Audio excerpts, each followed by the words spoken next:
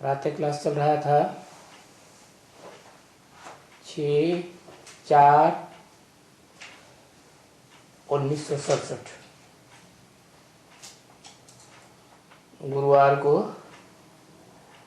7वें page की मध्य में बात चल रही थी।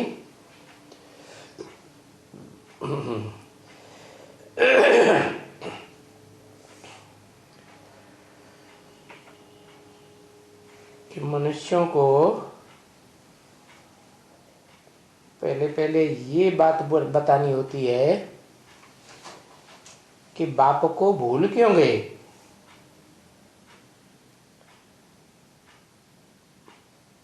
किससे भूला,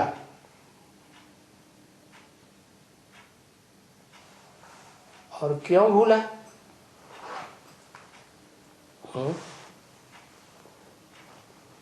किससे भूला,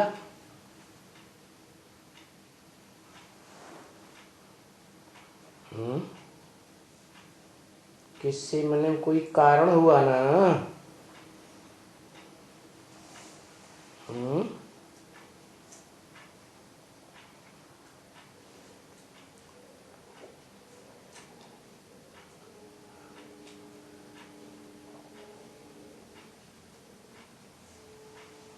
भूल हुई गीता से।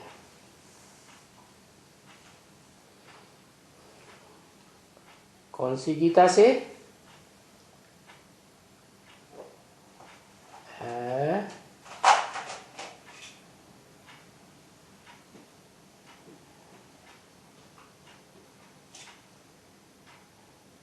झूठी गीता से भूल हुई।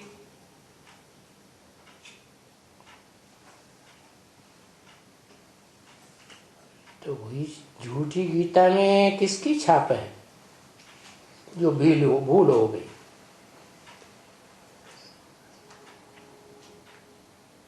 और सच्ची गीता में किसकी छाप है?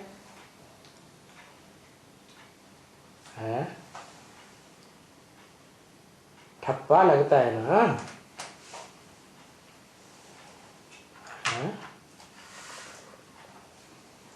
जैसे कन्या है, जीवन में ठप्पा लगता है जिसका पहले, तो वो जिंदगी भर नहीं भूलता।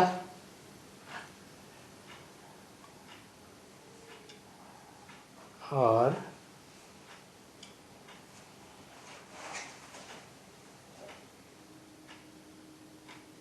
तो सच्ची गीता कौन?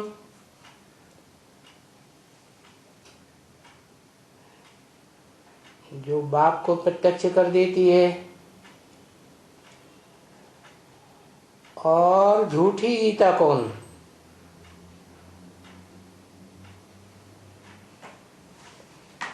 है ब्रह्मा का ठप्पा लगता है। किसको? ब्रह्मा का ठप्पा किसको लगता है?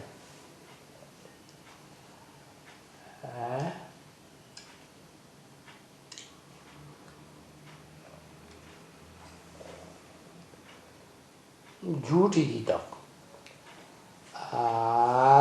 कब लगता है?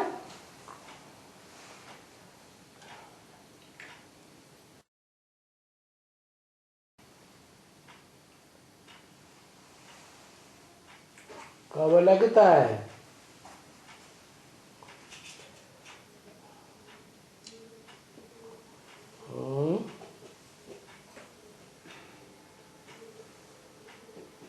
आदि में यज्ञ के। दोनों लोग सही बताया।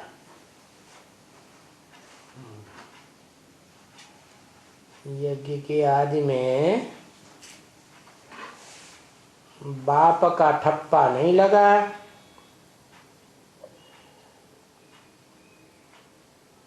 तो किसी और का ठप्पा लग गया। मान लो बाप के बच्चे का ठप्पा लग गया। बाबा पूछते हैं ना मुरली में, ब्रह्मा का बाप कौन? तो ब्रह्मा का बाप कोई होगा ना। ब्रह्मा का बाप शिव बाबा। तो शिव बाबा का ठप्पा लगा रहने की बजाय किसका ठप्पा लग गया है? बच्चा, कृष्ण बच्चा उर्फ ब्रह्मा, जो सतयुग में कृष्ण बच्चा बनता है, उस आत्मा का ठप्पा लग गया। तो वो झूठी गीता से भूल हो गई। तो बस ये झूठी गीता है भुलाने वाली।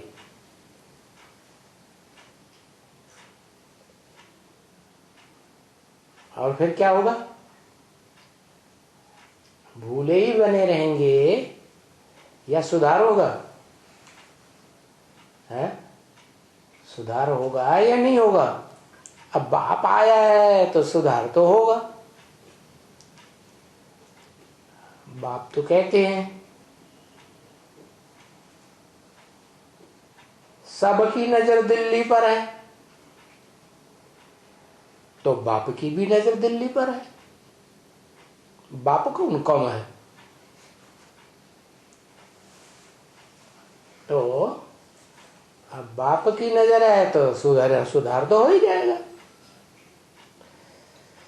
तो गीता से भूल हो गई। गीता भुलाने वाली है,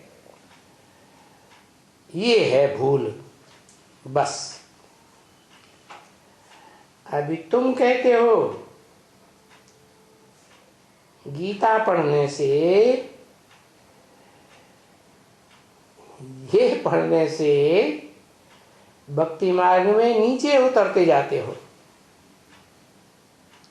क्या क्या पढ़ने से? गीता पढ़ने से या गीता सुनने से भक्ति मार्ग में नीचे उतरते जाते हो। कौन सी गीता सुनने या पढ़ने से? जो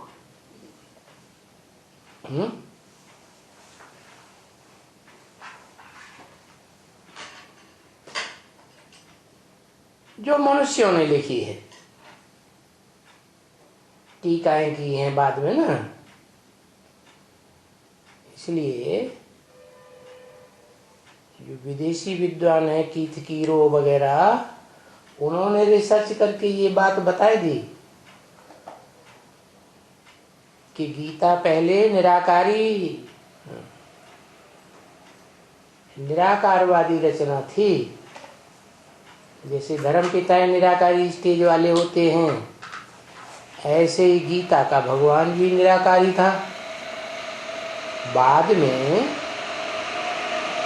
जो कृष्ण के उपासक हैं, क्या उन्होंने नाम डाल दिया। किसका नाम डाल दिया? कृष्ण का नाम डाल दिया। तो भक्ति मार्ग में झूठी गीता होने से नीचे उतरते गए, सुनने से नीचे उतरते गए। और भगवान से जब तुम सुनते हो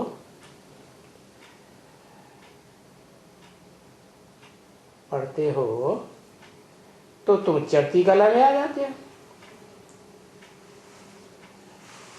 तो देखो अभी ये बात तुम्हारी बुद्धि में है ना बच्ची, दुनिया में और तो कोई भी नहीं है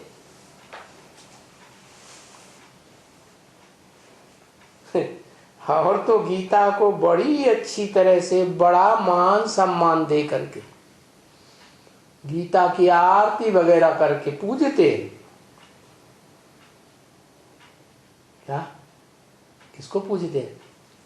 पुस्तक को, जड़ गीता को, जड़त्वमयी बुद्धि वाली को पूजते हैं, टीरा करते हैं। तो अब ये वंडरफुल बात सुनी ना, कोई सुनते हैं बंडर खाते हैं। अरे ये क्या कहते हैं, ये जो गीता कृष्ण की है उनसे मनुष्य नीचे गिरते जाते हैं, यानी पतित बनते हैं। और गीता तो है ही पतित पावन की। किसकी है वास्तव में, किसकी है? पतित पावन बाप की है ना। वो सुनने से अभी ये पावन बन जाते हैं। तो देखो ये समझने की कैसी सहज बात हो गई कि पतित पावन से वो गीता सुनते हैं तो पावन बन जाते हैं।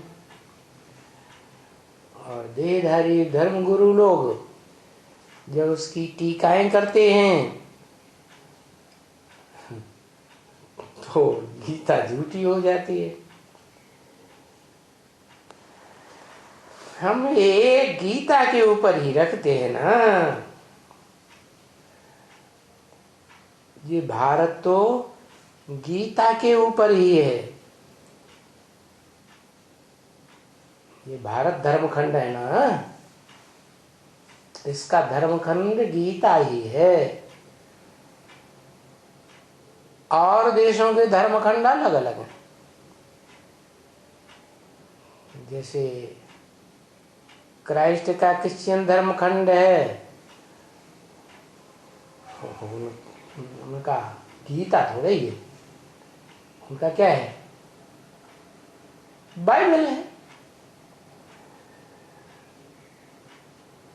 मुसलमानों का कुरान है, बौद्धियों का धम्मपद है, और भारत धर्मखंड तो गीता के ऊपर ही है।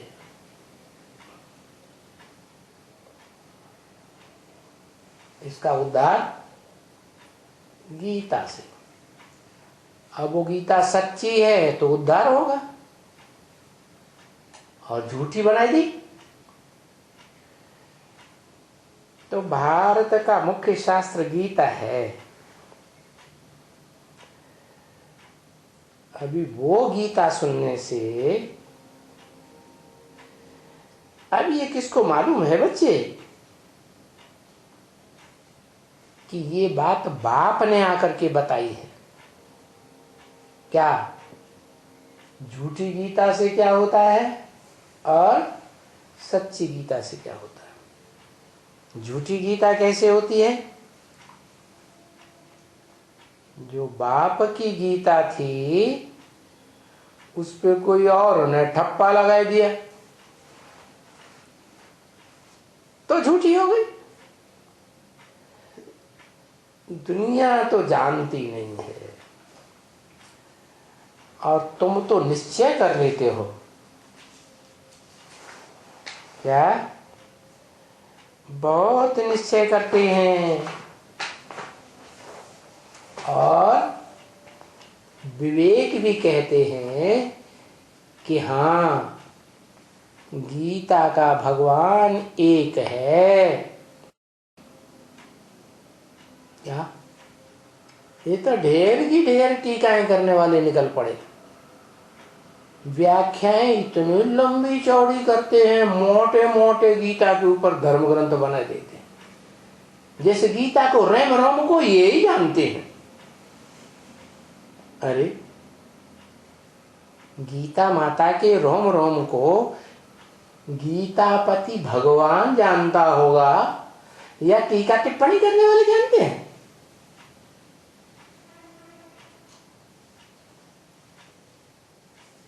वो जानने वाला तो एक है, गॉड इज वन कहा जाता है।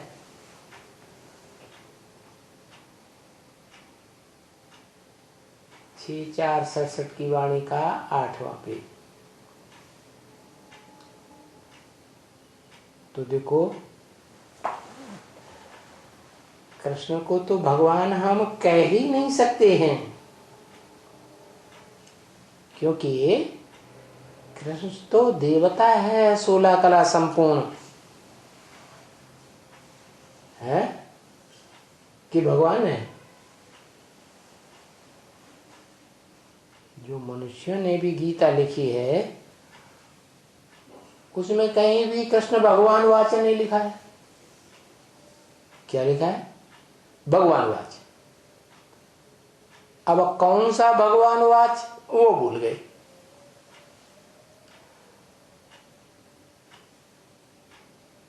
तो कृष्ण को भगवान क्यों नहीं कह सकते? क्योंकि कृष्ण की पूजा तो बच्चे के रूप में करते हैं। गीता जिससे राजयोग सिखाया, जिस गीता में राज भरा हुआ है, राजाई प्राप्त करने का, क्या क्या राज भरा हुआ है कि जो प्रबल इंद्रिय है, काम इंद्रिय, उस पर जीत कैसे पाई जाए। इंद्रियों पर जितना जीत पाएंगे तो उतने बड़े राजा बनेंगे। अब ये काम बच्चा करेगा? बच्चे को इस राज का पता होता है क्या?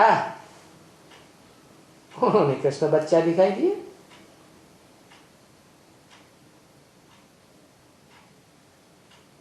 तो बिल्कुल ही हम कृष्ण को भगवान नहीं कह सकते, क्योंकि भगवान ही गीतापति भगवान है, जो राज की बातें जानता है और सिखाता है। और वो बाप एक ही है।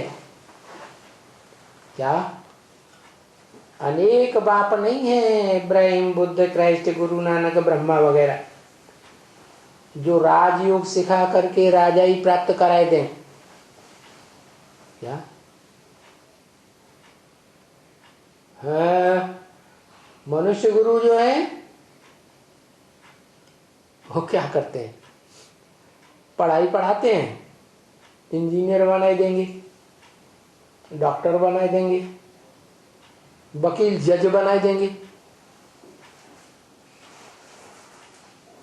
राजा तो कोई नहीं बना देते। हिस्ट्री में कोई मनुष्य मात्र ने, कोई धर्मपिता ने कोई को राजा नहीं बनाया। उन धर्म पिताओं के धर्म में भी, धर्मावलंबियों के बीच में भी जो मनुष्य सृष्टि का बाप है वो ही आकर के राजधानी स्थापन करके देता है। क्या? तो वो बाप एक ही है। वो अनेक कैसे हो सकते हैं माता के ऊपर टीका टिप्पणी करने वाले?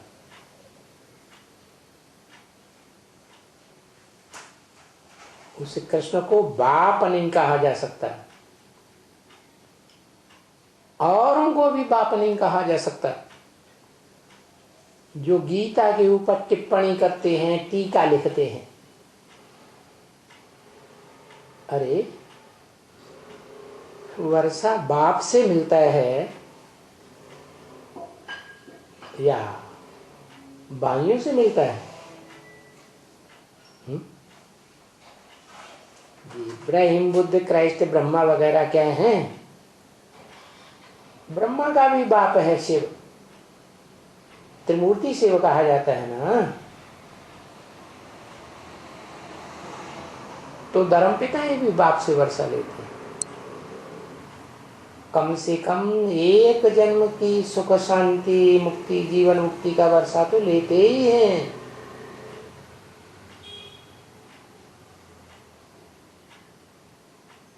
तो पतितों को पावन बनाने वाला बाप को ही कहा जाता है।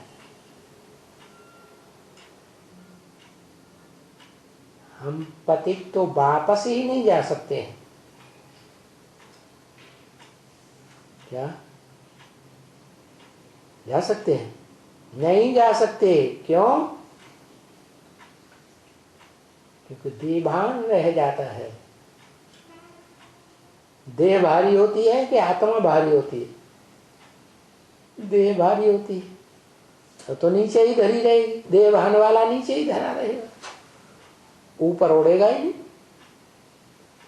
तो जरूर मनुष्य सृष्टि में से कोई हीरो पार्टधारी आत्मा है जो देहभान को संपूर्ण रूप से त्याग देती है, जिसके लिए सुप्रीम बाप ब्रह्म वाक्य में बोलते हैं कि मैं तुम बच्चों को आप समान बना के लाता। तो बच्चा 100% बनेगा तो बाप समान हुआ, या कम परसेंटेज में बनेगा तो बाप समान हुआ है? 100%। तो जो बच्चा मनुष्य सृष्टि में 500, 700, 750 करोड़ की मनुष्य सृष्टि है, जो बच्चा 100% आत्माभिमानी बनता है,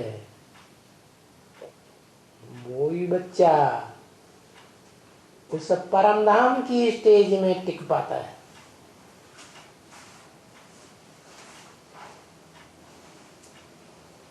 जब वो स्टेज में आवे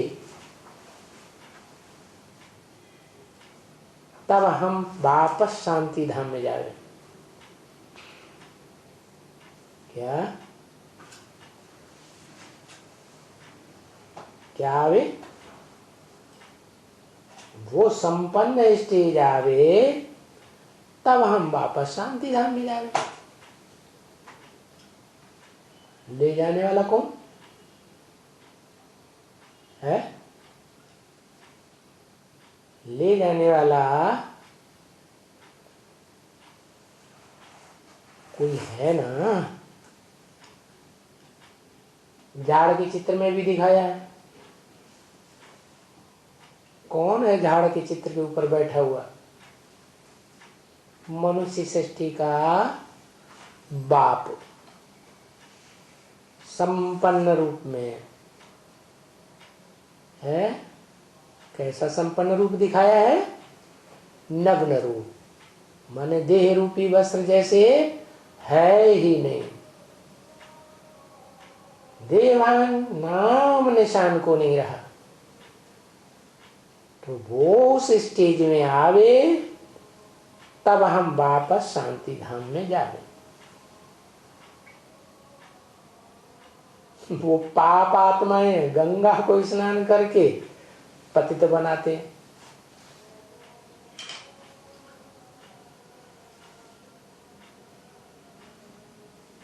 और कहते हैं कि हम गंगा में पांव डालते हैं तो पांव डालने से गंगा पावन बन जाती है। नहीं ये शैतानी, समझा ना?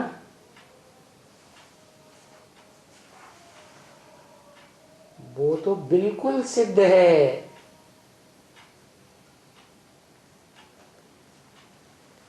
जाकर के काशी के वो गंगाओं के कंठे पर बैठते हैं,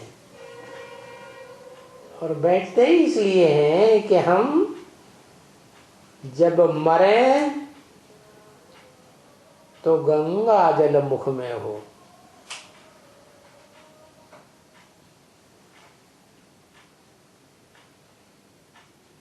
गंगा के कंठे पर ही मरेंगे तो जल लाने में देर थोड़ी ही होगी। दूर होंगे तो देर होगी। तो देखो बंगाल में भी देखा है क्या करते हैं। जा करके वहां जब मरते हैं तभी गंगा जी के कंठे पर मरते हैं। वो गंगा जी बड़ी जो है, वहां जा करके वो उनको पानी में डाल देते हैं और फिर क्या बोलते हैं, बोल हरि बोल, बोल हरि बोल।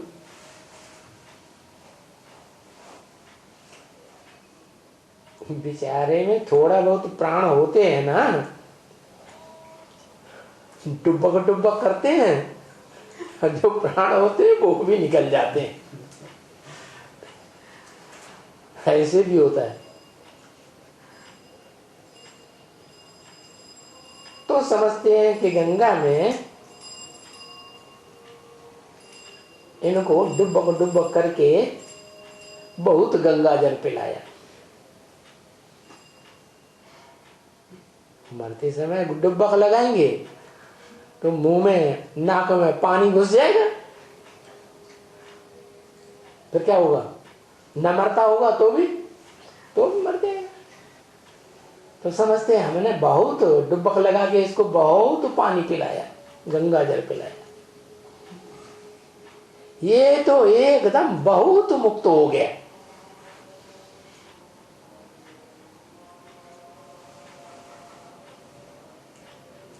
फिर भी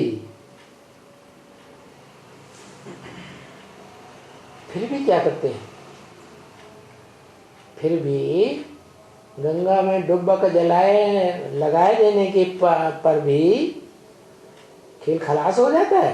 फिर भी क्या करते हैं, जलाए करके उस देह को भी, मुर्दे को भी जलाते हैं और आत्मा तो निकल ही जाती है। वो आत्मा भाग गई, वो आत्मा तो कोई बेचारी पवित्र नहीं बनी ना।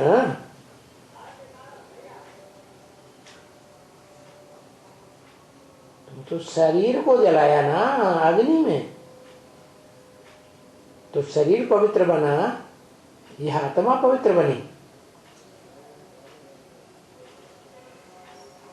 अभी तुम जानते हो ना, आत्मा तो पवित्र बनती नहीं है। आत्मा को पवित्र बनने की बात है ही नहीं। आत्मा को तो पवित्र बनाने वाला कौन है, एक ही बाप है, जो आत्मा को संग के रंग से, ज्ञान के रंग से और योग के वाइब्रेशन से पावन बनाता है। समझ गए? क्योंकि उस पावन बनाने वाले को ही पुकारते हैं, ये पतित पावन आओ। किसका नाम लेते हैं? राधा कृष्ण का नाम लेते हैं, लक्ष्मी नारायण का नाम लेते हैं, किसका लेते हैं? पतित पावन जब बोलते हैं तो कौन से नाम के साथ बोलते हैं? सीताराम, उनको ही पुकारते हैं, नाम लेकर पुकारते हैं। बाकी ऐसे भी नहीं कहते हे पतित पावन शिव शंकर आओ। किसका नाम लेते हैं? पतित पावन सीताराम। ये भी बताया कि जो पतित पावन सीताराम कह के बुलाते हैं वो पति से पावन बनते हैं। जो बुलाते ही नहीं, क्या प्रैक्टिकल में सीताराम का पार्ट बजाने वाली आत्माओं को बुलाते ही नहीं हैं तो पतित से पावन बनते ही नहीं है। तो तुम अभी जानते हो कि बरोबर सामने बैठे हैं बाबा। कौन बैठे हैं? बाबा मन साकार और निराकार का मेल। वो हम आत्मा को, जो हमारी आत्मा अविनाशी है, शरीर तो विनाशी है, क्योंकि हम एक शरीर लेते हैं, दूसरा लेते हैं, तीसरा लेते हैं, पिछले शरीर छोड़ते जाते हैं, क्योंकि नाशवान हो जाता है तो छोड़। ऐसे शरीर लेते लेते 84 जन्म हमने पूरा किया। 84 का चक्कर गाया हुआ है ना।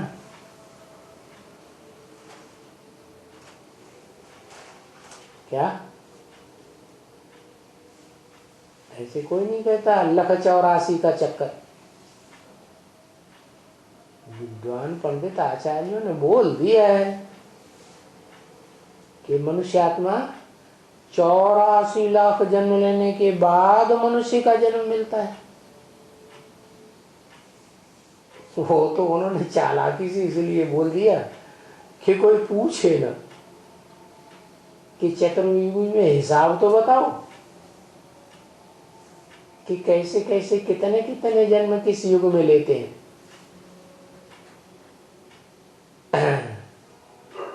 तो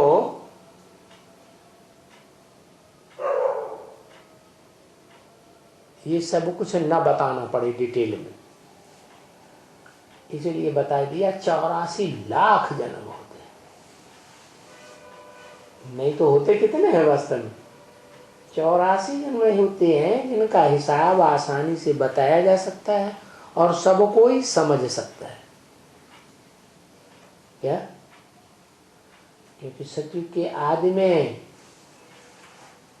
एज ज्यादा होती है, आत्मा में पावर भरी हुई होती है ना योग की, कलाएं ज्यादा होती है सतयुग में, इसलिए एज कम होगी या ज्यादा होगी? है ज्यादा एज होती है। फिर त्रेता में कलाएं कम हो जाती हैं तो एज भी कम हो जाती है, एवरेज एज कम होगी ना। फिर ऐसे ही घटते घटते द्वापर से लेकर कलयुग के अंत तक आत्माओं की सुख भोगने से शक्ति क्षीण होते होते शरीर भी ऐसे ही दुर्बल मलते हैं कि उनकी आयु बहुत कम होती जाती है। तो ज्यादा जन्म लेंगे या कम जन्म लेंगे एक युग में? है ज्यादा जन्म लेते हैं। तो सतयुग में 8 जन्म, फिर त्रेता में 12-13 जन्म, द्वापर में 21 जन्म और कलयुग में आके 42 जन्म। हमने टोटल मिला के 84 जन्म लिया। हिसाब निकल आता है? लाखों वर्ष कह देने से कैसे हिसाब निकलेगा? तो ये गुरु लोग बड़ी चालाकी करते हैं। अभी बाबा आया हुआ है, वो कहते हैं कि तुम 84 जन्म के पतित बने हो। क्या है? कोई 1-2 जन्मों में पतित नहीं बने हो। सतयुग के आदि पहले जन्म से ही सुख लेना शुरू कर दिया। चलो सतयुग त्रेता में वहां कर्मेंद्रियों का सुख नहीं होता है, भ्रष्ट इंद्रियों का सुख नहीं होता है, तो ज्ञान इंद्रियों का सुख तो होता है। है। तो ज्ञानेंद्रियों का सुख लेने से भी आत्मा नीचे गिरेगी या नहीं गिरेगी? गिरेगी। तो 84 के चक्र में आने से तुम नीचे गिरते हो, पतित बने हो। अभी क्या करो? है अनेकों के संग के रंग में जन्म जन्मांतर आने से, औरों के संग के रंग में आने से क्या हुआ? नीचे गिरे। अब क्या करो? मामेकम याद करो, मामेकम याद करो। बिंदु बिंदु आत्माओं के बाप ज्योति बिंदु शिव को याद करें। करें क्यों? जो आत्माओं का बाप शिव ज्योति बिंदु है, जो जन्म मरण के चक्र में भी नहीं आता, सुख भी नहीं भोगता, नीचे गिरने का सवाल ही नहीं, तो उसको क्यों ना याद करें? है? करें करें करें। ज्योति बिंदु शिव को याद नहीं करें, ये क्या कर रहा है? है? आत्माओं का बाप, जिसका कोई बाप नहीं, supreme soul, supreme God father. हाँ, वो जब साकार में आए तब ही याद कर सकते हैं। बिंदु को कैसे याद करेंगे? कैसे पता? ये ज्योति बिंदु सुप्रीम सोल है, क्योंकि सब ज्योति बिंदु बिंदु आत्माएं एक जैसी। तो एग्जैक्ट संग का रंग लगेगा? लगेगा ही। तो वो सुप्रीम सोल ज्योति बिंदु जो शिव है, जिसकी आत्मा का ही नाम शिव है, वो जब तक किसी मुकर्रर परमानेंट साकार शरीर रूपी रथ में ना आए, जैसे भारत में दिखाते हैं गीता धर्म ग्रंथ में कि अर्जुन के शरीर रूपी रथ में आया, तो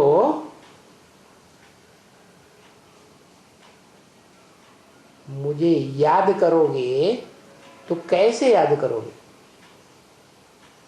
ये मुझे याद करो कहने वाला कौन है? आत्माओं का बाप सुप्रीम सोल शिव की आत्मा बोलती है, या जिसमें प्रवेश किया वो शरीरधारी की आत्मा बोलती है? आत्माओं का बाप बोलता है मुझे याद करो। तो मुझे याद करो का मतलब ये नहीं सिर्फ आत्मा को याद करो। क्या सिर्फ आत्मा को याद करेंगे, बिंदु को याद करेंगे तो पतित से पूरे पावन नहीं बनेंगे? क्योंकि जितने भी धर्म पिताएं हैं, क्या चाहे ब्रह्मा हो, चाहे इब्राहिम, बुद्ध, क्राइस्ट, गुरु नानक हो, वो देह अहंकार में इतने चूर रहते हैं कि वो या तो बाप को जानते ही नहीं, और जान भी लेते हैं तो जल्दी मानते नहीं।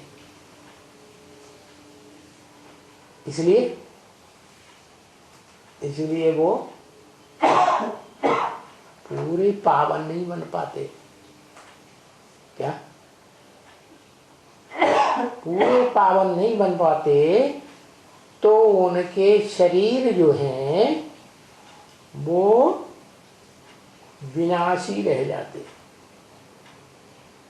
आत्मा भी पतित और शरीर भी पतित के पतित विनाशी रह जाते तो उन विनाशी शरीरों को महाविनाश के काल में भस्म किया जाता है,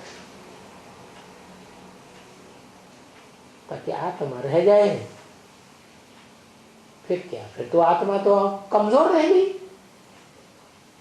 शरीर रहते रहते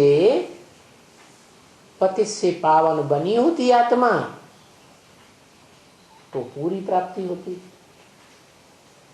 तो तुम 84 जन्म लेते हो और 84 जन्म के पतित बने हो, तो अभी मुझे याद करो फिर चलना। क्या मुझे याद करो, क्या बिंदु को याद करो या शरीर में याद करो? मुकर्रर शरीर में याद करो। वो मनुष्य सृष्टि का हीरो पार्टधारी कौन है, उसको पहचान करके याद करो। माम एकम याद करो, मुझे एक को याद करो, फिर चलना। तो जिसको याद करोगे उसके संग का रंग लगेगा। निराकार को सिर्फ ज्योति बिंदु को याद किया तो जैसे निराकार ज्योति बिंदु लंबे समय तक परम धाम में पड़ा रहता है, तुम भी परम धाम में पड़े पड़े सोते रहना, तुम्हारी आत्मा सोती रहेगी।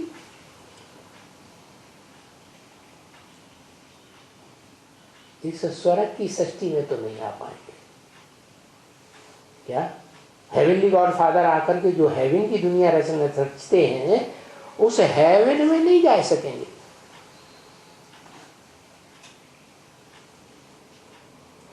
तो फिर 84 जन्म, ये 84 जन्म का चक्कर तो तुम्हारा चलता रहता है,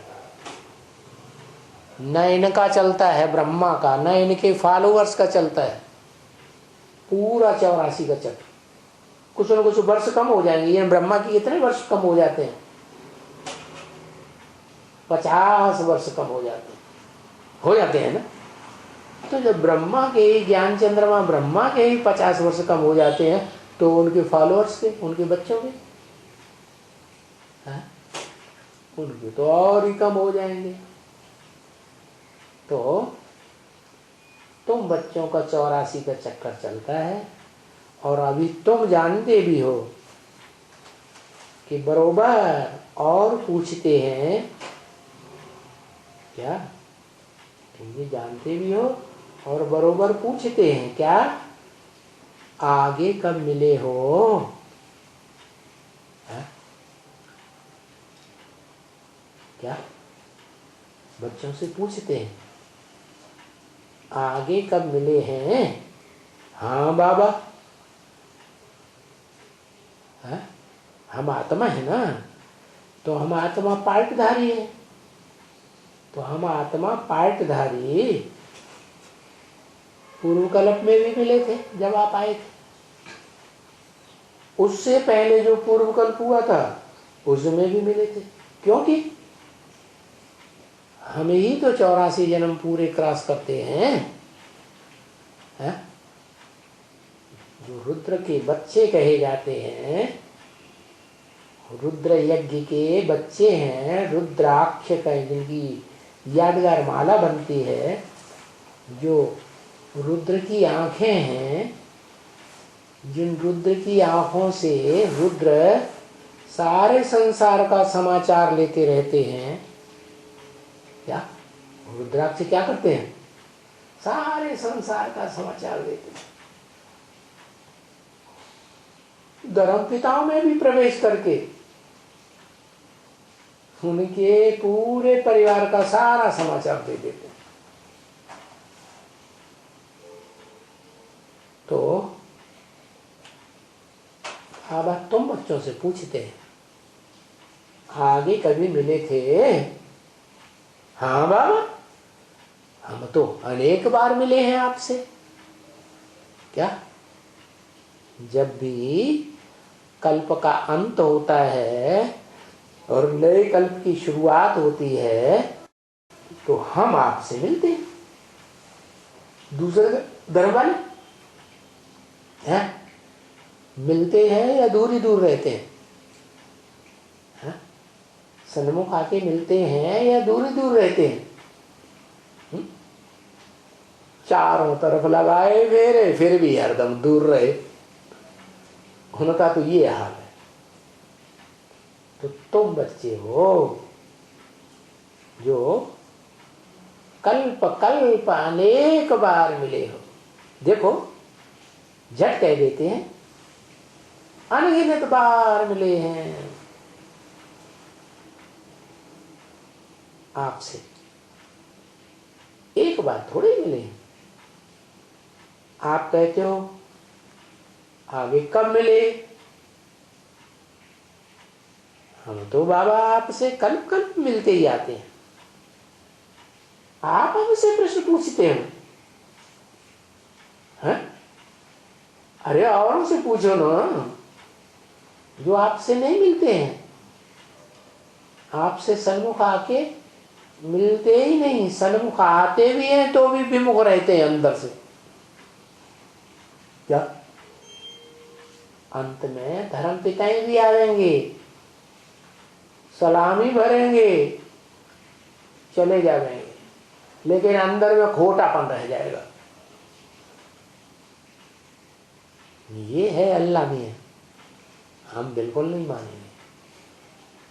है ये हेवनली गॉड फादर है, हम नहीं मान सकते और चले जाते हैं।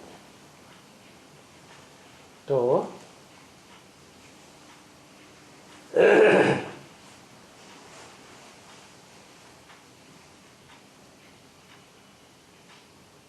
नई दुनिया नहीं बनती है, हम ऐसे नहीं कह सकते।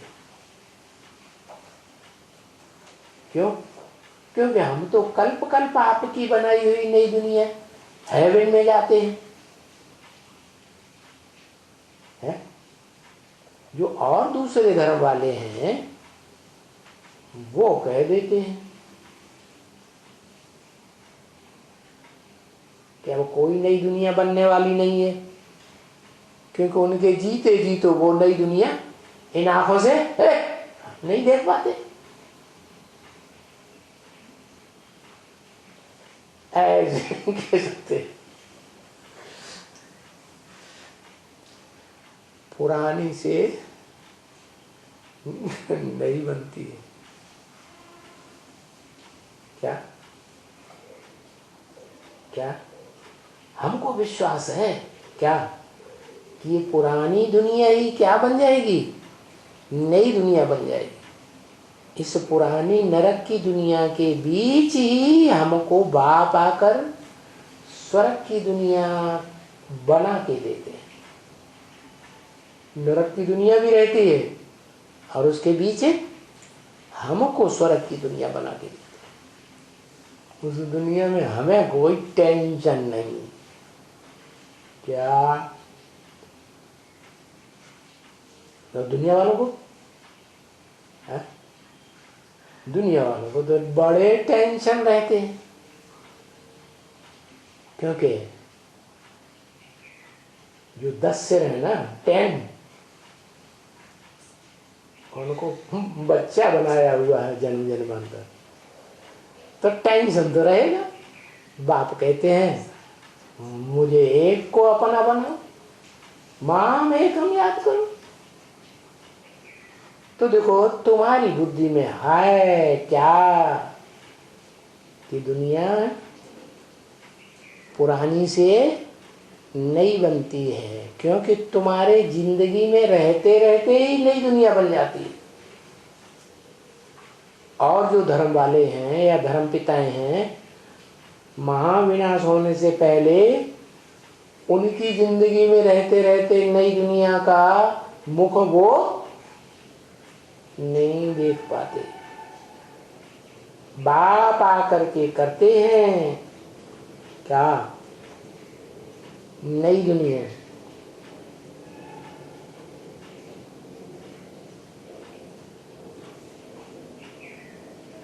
वो नई दुनिया नहीं रचते। कौन? धर्म पिता। पुरानी को फिर आकर के बाप नहीं बनाते हैं। क्या ये सैंपलिंग लगा देते हैं,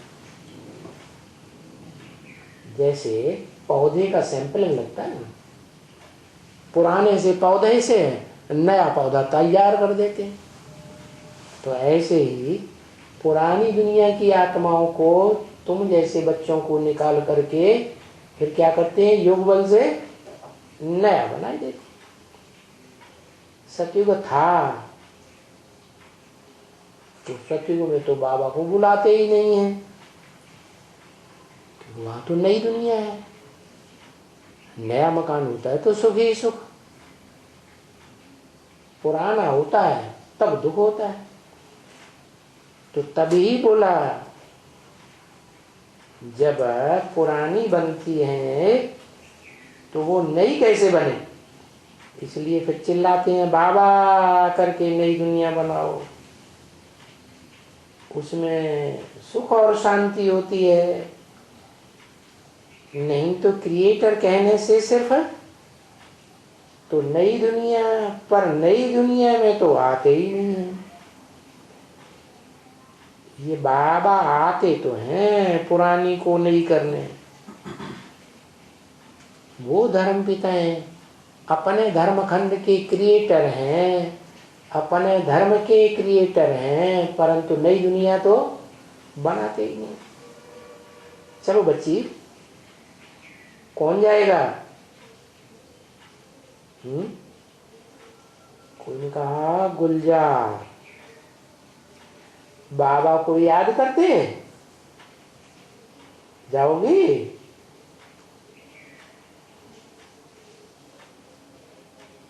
उसमें हम कच्ची हैं। क्या कहा? बाबा ने क्या कह दिया गुलजार दादी के लिए? हैं? बाबा को याद करते जाओगी?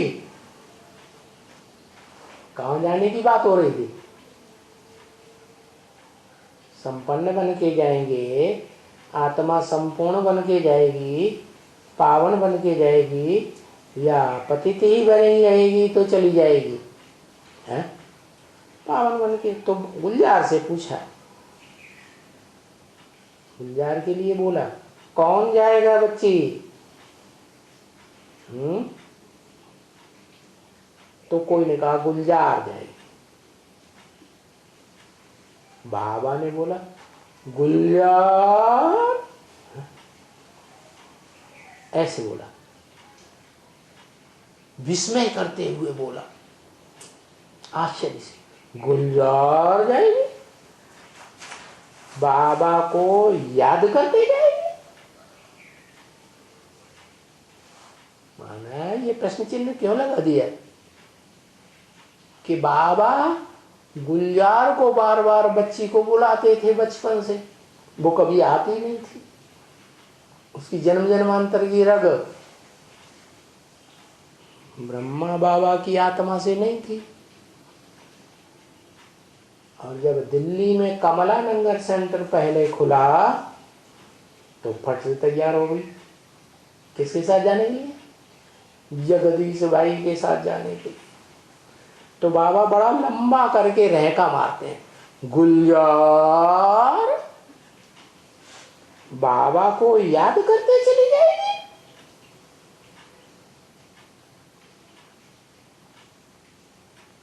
खुद बाबा ने बता दिया, उसमें हम कच्ची हैं। गुलजार को तो बोलने की हिम्मत नहीं हुई कि याद में हम कच्ची हैं। कोई से भी पूछेंगे ना, उस याद में सब कच्ची निकलेंगी। क्या? जितनी भी ब्रह्मा कुमारियां बाबा के सामने वहां मौजूद थी, बाबा ने कहा उस याद में सब कच्ची निकलेंगी। क्या कहा है? उस समय, किस समय? उस याद में। किस याद में? जो असली याद है, जो भविष्य में मुकर्रर रथ प्रत्यक्ष होने वाला है, जिस रथ में यादगार शिव जयंती मनाते हैं, शिव प्रत्यक्ष होता है, उसमें सब कच्चे। अरे जिसके मुख से बोल रहे वो कच्चा है कि नहीं है? वो भी तो कच्चा है। तो उससे जितने भी हैं सुनने वाले, क्या सुनते तो हैं, लेकिन लगाओ किससे लगाते हैं? उस देहधारी आत्मा से या उसके बाप से। ब्रह्मा को ही अपने बाप का पता नहीं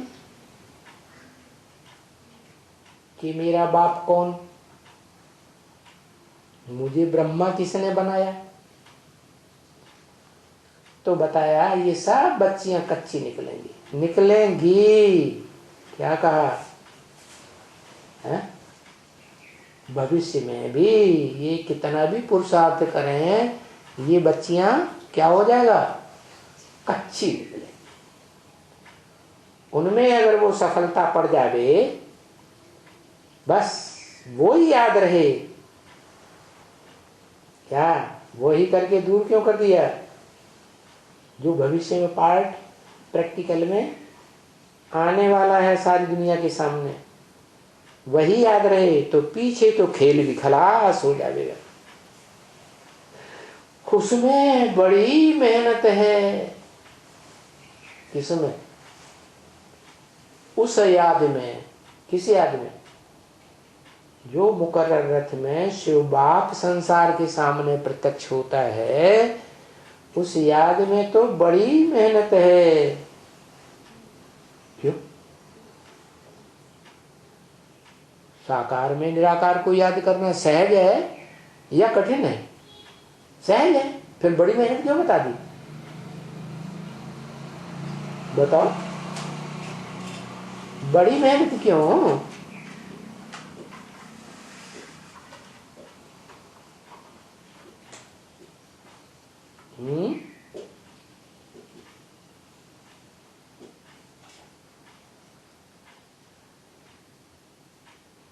हाँ, पहचानने की बात है कि वो शरीरधारी कौन है, मुकर्रर शरीरधारी कौन है। जो गीता में लिखा है, इदं शरीरम कौन्तेय क्षेत्रम मिथ्याभिधीयते। ये जो तेरा शरीर है अर्जुन, ये युद्ध क्षेत्र है, ये कर्म क्षेत्र है सारी दुनिया के लिए है। ये यज्ञ कुंड का स्थान है, रुद्र ज्ञान यज्ञ कुंड जिसे कहते हैं, अविनाशी कुंड। ये शरीर रूपी कुंड, दुनिया खलास हो जाती है लेकिन ये खलास नहीं होता। तो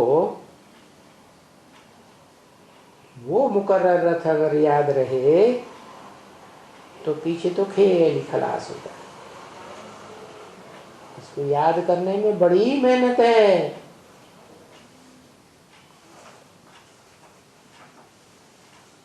ये तो बहुत सहज है, समझाने के लिए तरीके सहज सहज निकालते हैं नयों के लिए। क्या? नए रथ को पहचान जावे, इसके लिए तरीके सहज सहज निकालते जाते हैं।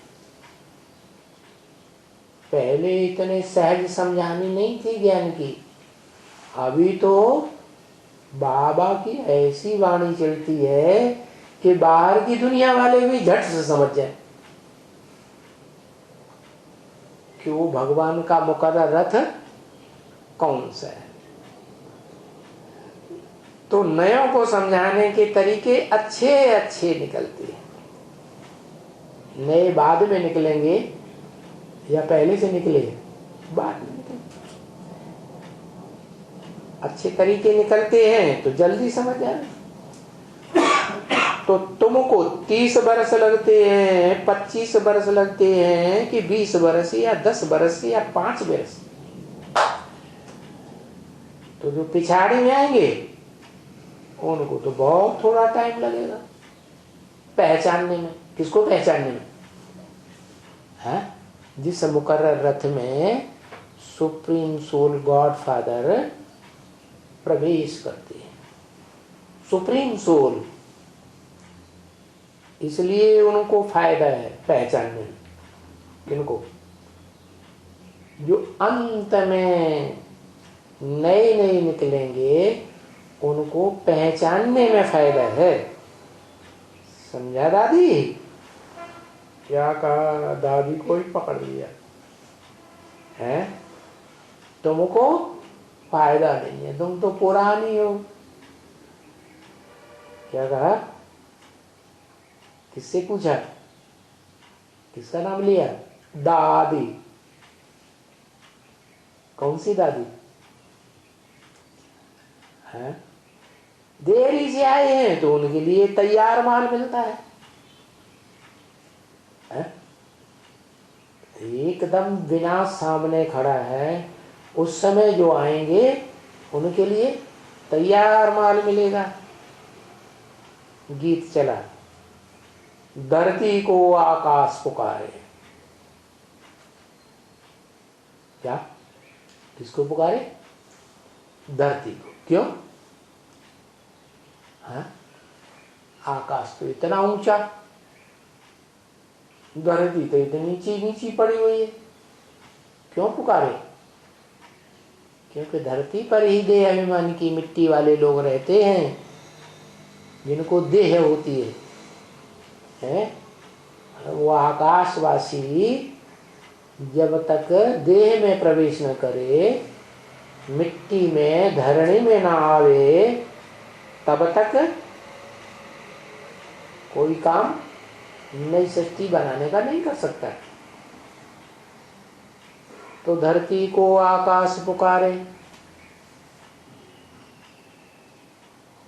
प्राण प्रिय, प्राण प्यारे, ये नहीं लिख सकते हैं। प्राणों से प्यारे।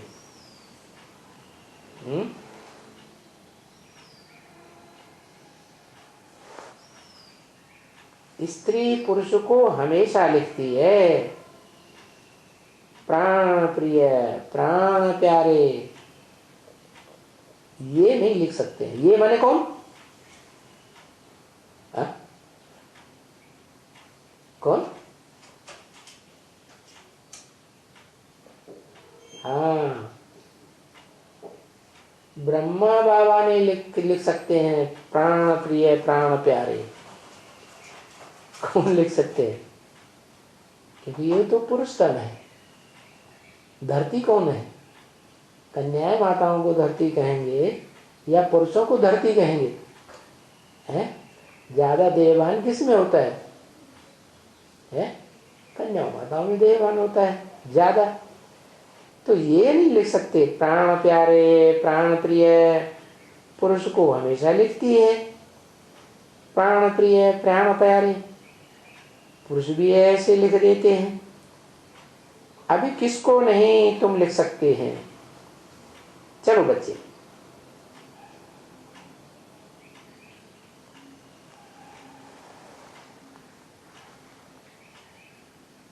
ओम शांति।